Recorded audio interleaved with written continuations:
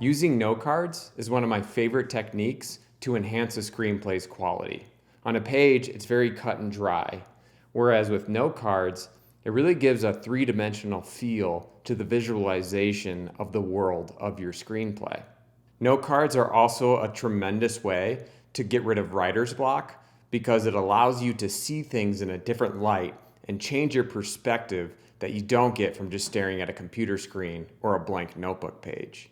When we're in the day-to-day and we're constantly on that grind of putting pressure on ourselves to come up with new ideas and to make the screenplay as good as possible, it's easy for us to get stuck in a rut. And so every time that happens to me, I always draw up a new set of note cards because it really gives me a different look at how to visualize the film. Make sure you have a lot of room and you can really spread the space out because having note cards is going to open up visually that opportunity to really unravel those story knots and those bottleneck moments where you get stuck or in a rut or you don't quite know how to break through a specific plot point or character moment or whatever it is. It's natural that we're going to hit roadblocks and obstacles, and any little thing that we can do to get around that or go through it is going to be an effective technique. I have different categories that I use. Again, a big theme of this whole course is I want you to use what you like and apply it to your own process. Not everyone's going to be the same, so you have to really customize it to whatever is going to work for you to get to the end of the screenplay. So the first category I do is influence. And under here, I put 5 movie titles that I think reflect the tone, the genre, the feel, and the general atmosphere of how I see reflected in the script that I'm writing. These titles represent that precise tone that I'm going for. And when I just look at them as a whole, I get a very instinctual feeling of how I want that movie to be or come across when an audience member is watching it. The next category is characters. It's very simple. For every one note card, I put one of the characters from the script. Again, this is a great way to just visualize and get everything out in the open, and it's in the real world. It's not just on the screen. You can see it, you can visualize it, you can feel it. Go through the script, go through your fish tank, go through that Google document, and every character that appears in the screenplay, you're going to put down and visually represent them with one note card. So we have characters, influence, and now for the meat and potatoes.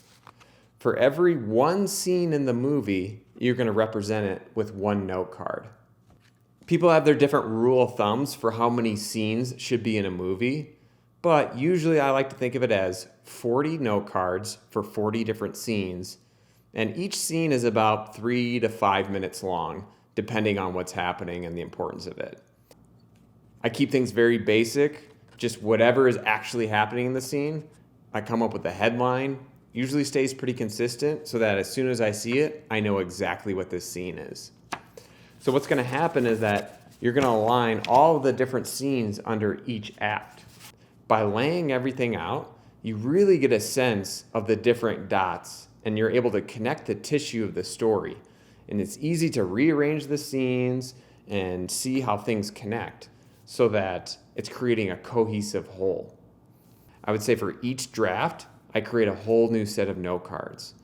And by the time we're done with a finished screenplay, it's going to be 8 or 9 different sets of note cards. And it just keeps spinning, and that's okay. Evolution is good for this. When a screenplay starts, it's going to be completely different by the end.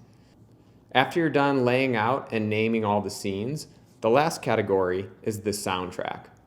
This is probably my favorite part of this stage because you really let your imagination run wild. Don't worry about licensing or the logistics of getting the song. We're just creating that movie that we want to see in our minds. I'm not going to go over what it takes to get the rights to a song, but just know that it's possible to get what you want to get. It's possible to use whatever song you think that would be a great fit for the scene or the movie.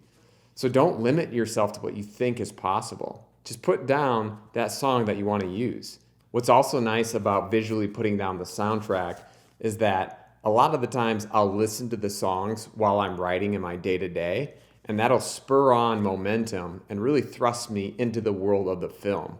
And it's just going to build like a snowball and unlock different ideas. A lot of the times I'll just re-listen to the song over and over again, and I'll start it over, and that'll jog different visuals of the scene. Whatever I'm seeing in my brain when it's matching up to the song, to the specific scene, I'm just taking notes and I'm writing those Lego pieces and those loose threads. And then I can organize and shore them up and tighten it as we move along. So writing the soundtrack not only is fun, but it's really a great tool to unlock different ideas within your mind. So, influence, characters, acts 1 through 3 with the different scenes, and the soundtrack. If you do this, spread it over across the table, it will unlock different ideas and push the process forward for you. Try it out.